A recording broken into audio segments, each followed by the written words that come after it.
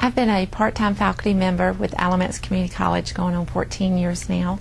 I started out in the nursing assistant department and then eventually started working up here in the associate degree nursing program. For the past few years, I've served as simulation lab coordinator for the allied health program, mainly the nursing department.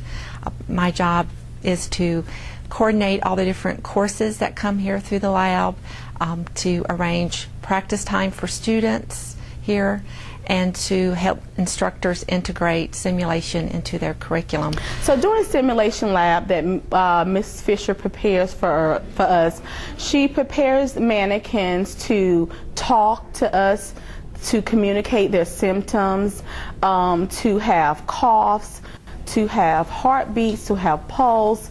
We know what their blood pressure is, and oftentimes these are not what we would consider normal vital signs. And it is a good learning experience because you actually sometimes don't know what the problems are, and many times they come in with several problems, and she actually simulates the mannequins for their heart rates to change drastically from a normal heartbeat to an abnormal heartbeat. One of the best things about my job is I don't have to fail students here in the simulation lab. We have this is a learning environment, and we allow our students to make mistakes and make errors on the mannequins, and then we encourage them to go back and look at the errors that they make and to think out and problem solve how that skill could have been done another way. We try to be real supportive here in the simulation lab.